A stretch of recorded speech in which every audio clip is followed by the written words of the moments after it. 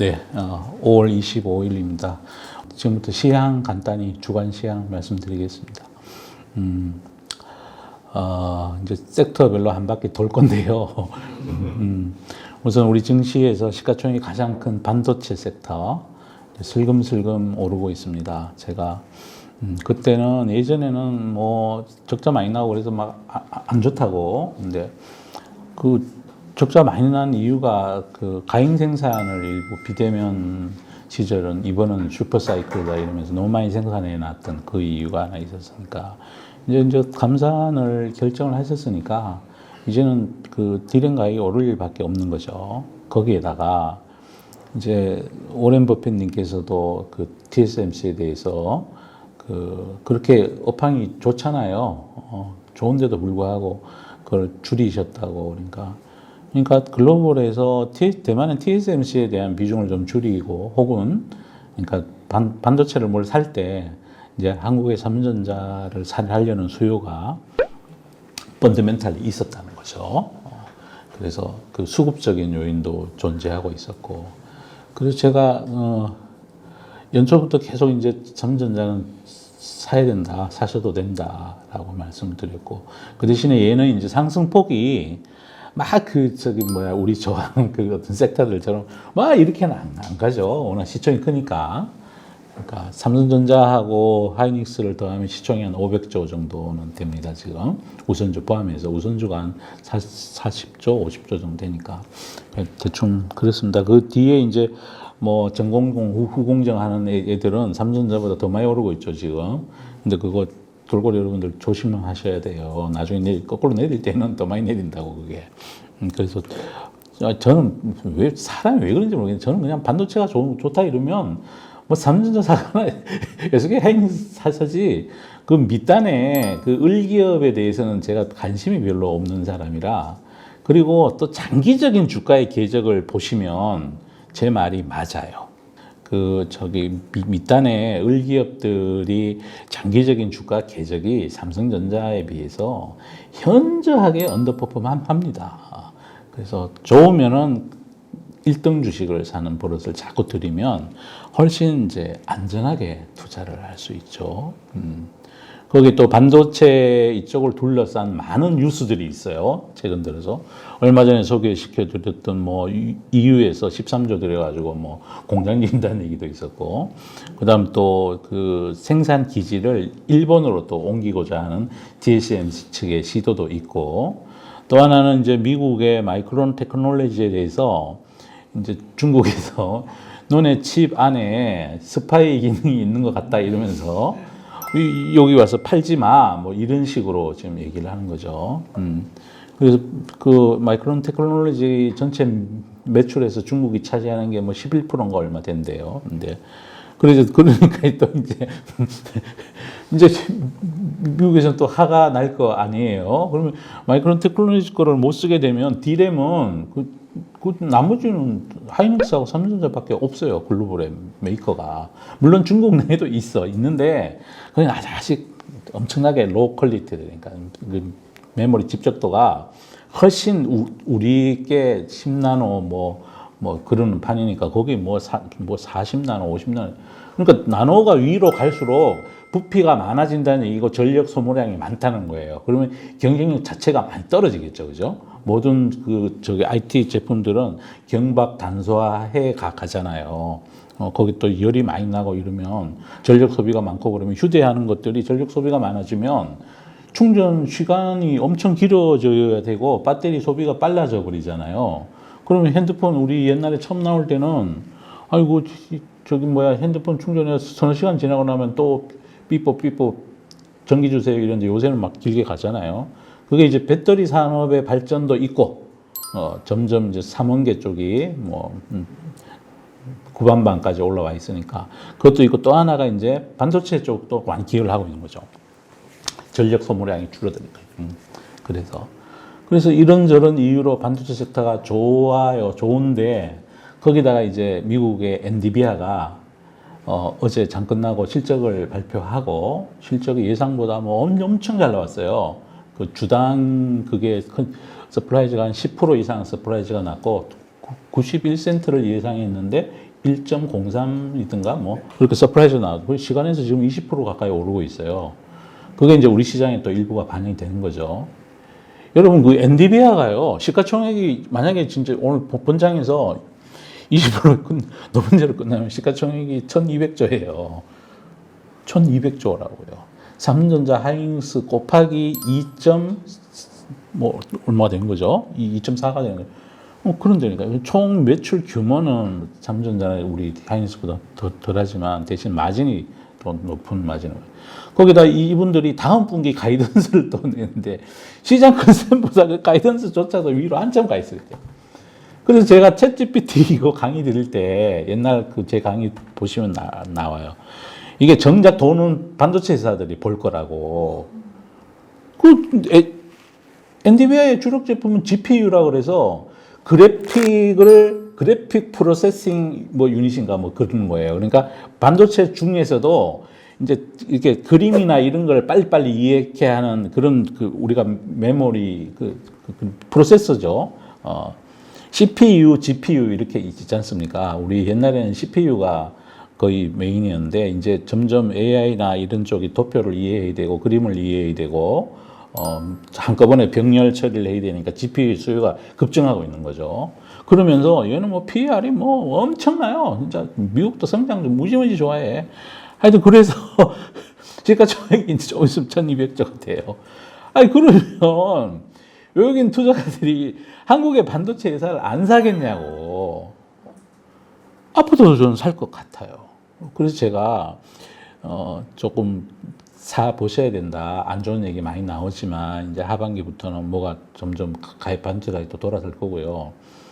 그러니까 글로벌 디맨드가 많이 준 것도 일부 있지만 그보다가 더 적자를 뒷배설 만든 가장 큰 원인은 코로나 때 비대면 쪽이 엄청나게 서버 수요가 늘 거라는 가정하에 너무 많이 생산을 해버린 거라고. 이 세계 회사들이. 그거를 이제 줄이고 있어서 반도체 수요 공급은 얼추 맞아지기 시작할 거예요. 그럼 반도체, 그러면은 어떻게 되겠어요? 우리나라 무역 수지도 좀 좋아지겠죠? 반도체 많이 팔리고. 그 다음에, 그러니까, 그래서 미국에서, 마이크론 테크놀로지 거를 안 사가는데, 너네, 한국 너희들이 그거 하지 마. 그 대체 수요를 하지 마. 이랬잖아요. 이제 그러던 차에 오늘 또 무슨 뉴스가 있었냐면, 미국 상무부에다가 우리가 중국의 그 생산 캐파 증산을 10% 정도 하게 되면 너네가 반도체 미국에 짓는 삼성전자 공장 있잖아요. 그 공장의 보조금을 얼마를 깎을래? 구체적으로 얘기를 해다오라고 질의서를 우리나라에서 보냈어요.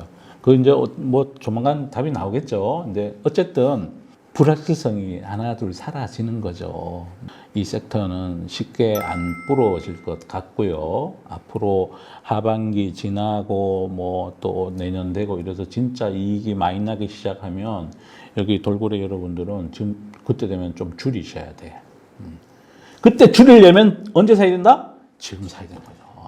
지금 그러니까 그 전부터 제가 사자고 말씀드렸는데 혹시나 그때 안 사신 분은 그래 지금이라도 사면은 조금 돈을 벌 수 있겠다는 생각이 저는 들고 그 대신에 얘는 많이 수익률이 막 급증하진 않아요. 그 대신에 또 하나가 있는데 얘는 시가총액이 엄청 크고 유동성이 엄청 좋잖아요. 제가 리스크 강의 드리면서 유동성 너무 적은 것도 리스크라고 그랬잖아요. 얘는 진짜 돈이 웬만큼 많지 않은 나는 언제든지 한 틱에 팔 수 있어. 한 틱에 걸려있는 수량이 수십만 주씩 걸려있잖아요. 50만 주 사자, 50만 주 팔자 이런 데니까. 그렇게 해서 올라가야 되니까 올라갈 때도 천천히 오르고 오늘도 하이닉스가 더 많이 올랐어. 참 신기하네. 똑같이 반도체 좋다 그러는데 이제 물론 그 순수성이 다르니까. 그래서 반도체 쪽은 또 슬금슬금 오를 것 같아. 많이는 못 올라. 급등은 안 해. 근데 오를 거라고. 오를 가능성이 저는 커 보이고 그 대신에 이거를 그 슬금슬금 오른다고 여기 계신 우리 그 부분들이 안 사시는 분도 많잖아요. 다르다는 거야.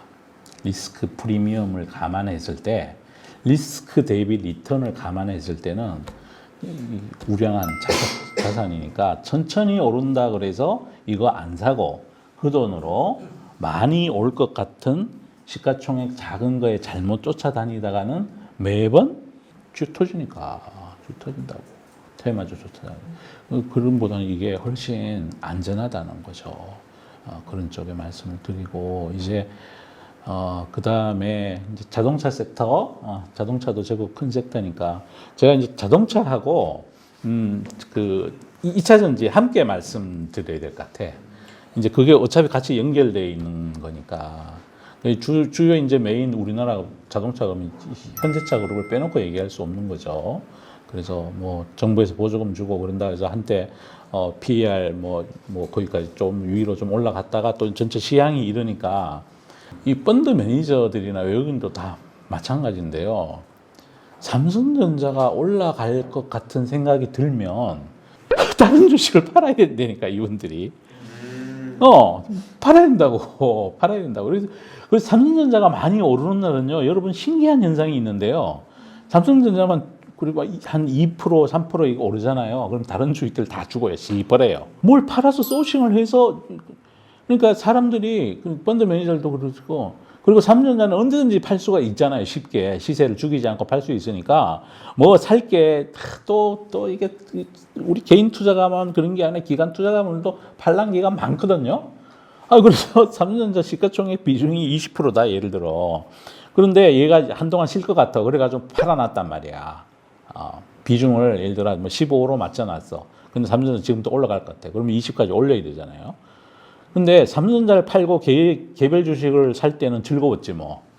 조금만 사서 잘 오르니까 그거는. 시가총액 작은 것들은 자기가 야 내가 한번 살게 사면 5% 오르고 10% 오르고 뭐 그래서 봄 쫙쫙. 근데 삼성전자가 오르는 구간이 되면 그걸 팔고 이걸 살려 그러면 고생하십니다. 고생하십니다. 그건 살 때도 즐거웠지만 팔 때도 조금만 팔면 많이 내려버리니까. 지금 그런 일들이 지금 증시 내에 섹터 간에 벌어지고 있어요. 그래서 자동차 쪽에도 이 기관 투자가들 매매 가만히 보시면 그런 거 많이 보여요. 슬금슬금 줄인다고. 줄여가지고 그걸로 삼성전자 사는 거지 뭐. 많은 거예요. 진짜 거의 10종 팔고 그렇다고 보시면 돼요. 그리고 또 그동안 아웃퍼폼 많이 했던 어떤 섹터가 있다. 그럼 그것도 슬금슬금 팔아가지고 그거를 뭐 그 거래 금액 기준으로 하루 거래량의 20%를 팔아서 삼성전자 1%도 못 사요. 그래서 삼성전자가 참 무서운 주식이라는 거죠. 여러분들도 그런 생각을 항상 좀 가지고 하셨으면 해요. 그래서 차 섹터는 이제 슬금슬금 조정을 좀 받는데 많이는 안 내려. 절대로 많이 못 내릴 거야. 삼성전자가 오를 만큼 오르면 또 이제 이쪽으로 또 매기가 또 돌아오고 그럴 거예요. 전기차 쪽은 주간으로는 제법 올랐습니다. 그러니까 눌림목이라고 제가 말씀드렸고 눌림목이 어느 정도 진행되고 나니까 또 슬금슬금 올라가요. 전기차 섹터가 구조적으로 하강하게 될 것 같은 어떠한 펀더멘탈 체인지도 저는 최근 뉴스나 레포트나 이런 거에서 제가 확인된 바가 없습니다. 그래서 여러 돌고래 독수리 여러분들은 만약에 2차 전지 쪽을 가지고 계신다면 이제 많이 뭐 이게 너무 많이 올라서 지금 그 덜커덕거리는 거지 얘가 무슨 펀더멘탈상 문제가 있어서 덜컹거리는 건 아니니까 다만 그럼에도 불구하고 비중 몰빵 금지 그리고 너무 많이 오른 상대적 위치가 너무 많이 오른 종목들에 대해서는 항상 이렇게 눈을 똑바로 뜨고 잘 워칭을 하시면서 그렇게 가시면 될 것 같아요. 그 주간으로 예를 들어 제일 대장주가 2차 전지 섹터가 시총이 얼마냐면 300조가 넘어요. 예? 만만치 않아요. 그 중에 3분의 1이 넘는 게 LG 에너지 솔루션이잖아요. 여러분들이 힘들게 하면서 상장을 또 되게 비싸게 해가지고 지금 걔가 시총이 130조예요. 그 나머지 이제 뭐 삼성 SDI, 뭐 LG 하 그리고 또 뭐 그 두 개 합하면 90조가 넘어가죠. 그 SK이노베이션 그리고 세트 메이커들 그 모회사 밸류 체인들 더하면 거의 또 오버 200조가 한참 넘어가거든요.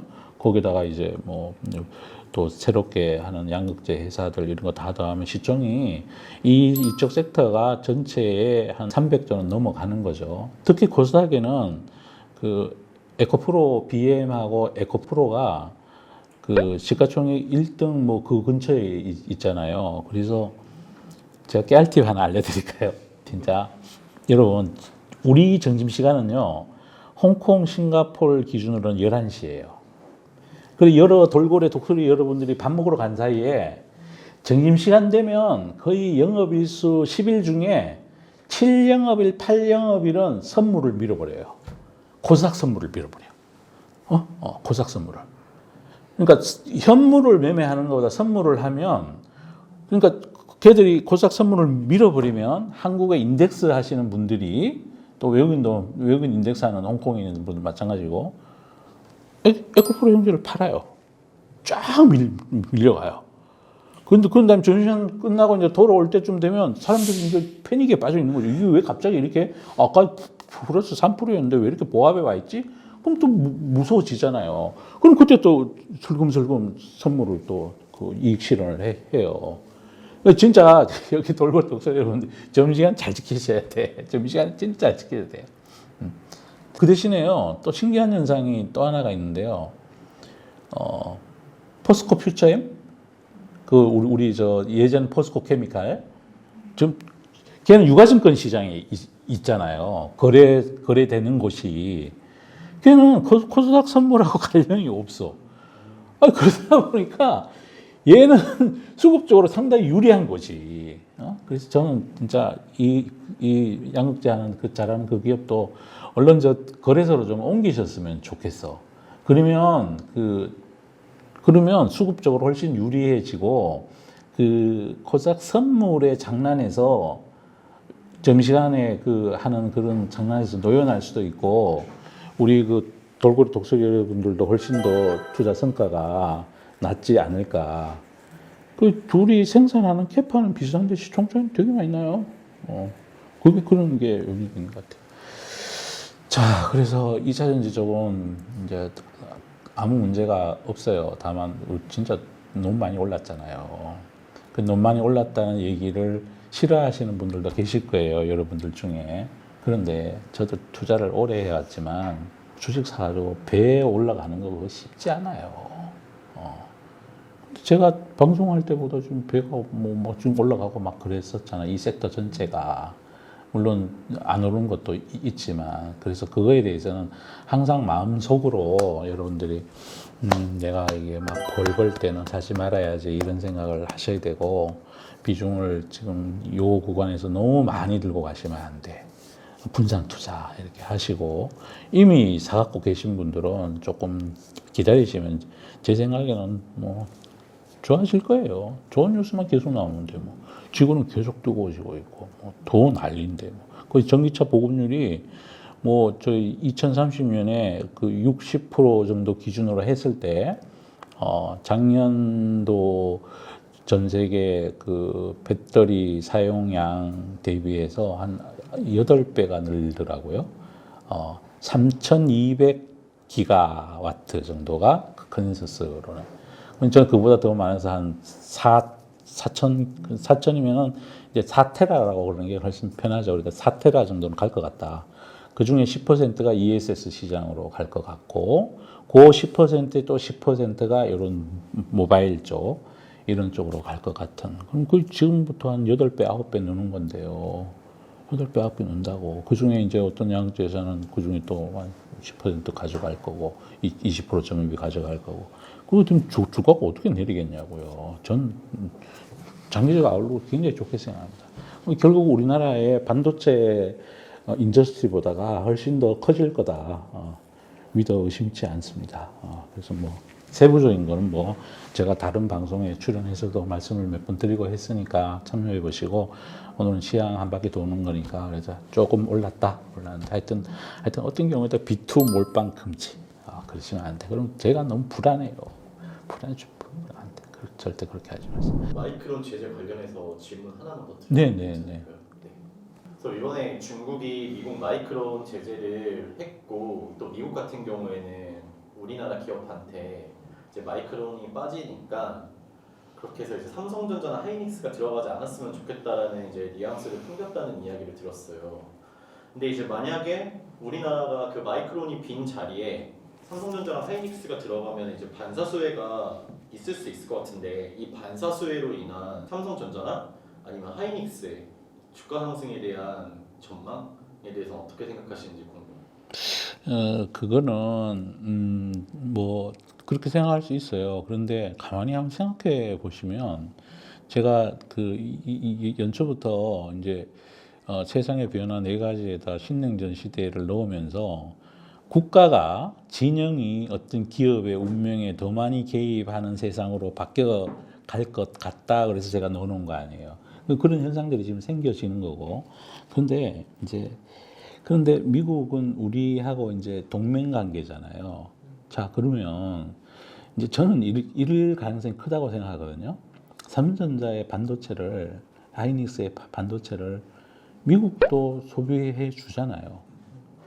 그럼 만약에 마이크론 거를 중국에서 규제를 해서 마이크론 너 중국에 팔지 마 이러면 그것만큼을 삼성전자나 SK하이닉스가 공급을 더 해주고 그 대신에 마이크론이 잃어버린 그것만큼을 다른 어느 시장에서는 줄이지 않을까요? 그러니까 덜 팔리지 않을까요? 그냥 스위치 된다고 보면 예를 들어 중국에서 마이너스 10 되는 거를 유럽이나 일본 혹은 미국 자체 내에서 플러스 10을 만들면 되잖아. 그럼 마이크론 입장에서는 손해보는 게 없고 네. 그 대신에 여기서 잃어버리는 거를 왜냐하면 세계 회사가 가점하고 있으니까 이런 현상이 생길 수 있다는 거죠.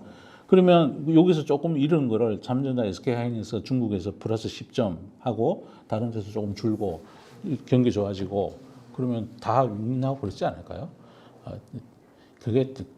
그게 올바른 합리적인 상상 아닐까요? 동맹이라는 것을 감안하고 또 같은 생태계 안에 있다고 가점된 세 플레이어가 있는데 얘가 곤란해져 있는데 둘이가 땡큐 그래 너 한번 주고 봐 그러기에는 경쟁자 숫자가 가점돼 있어서 그걸 굳이 뭐 만나서 얘기하고 안 하고 그래도 어느 정도는 뭐 그런 현상. 그리고 또 생산 캐파라는 게 있어서 지금은 이제 공급 우위의 시장이지만 조금 있으면 이제 수요 우위의 시장도 될 수 있는 거 아니에요, 그죠? 그러면 중국의 10%를 마이크론 못 파는 걸 팔기 위해서 팔면 다른데 못 팔겠지. 예. 그게 장기적으로 그렇게 보는 게 합리적인 추정일 거라고 저는 생각합니다. 네, 감사합니다. 제가 뭐 그분들 뭐 속사정을 어떻게 알겠어요. 진짜. 예.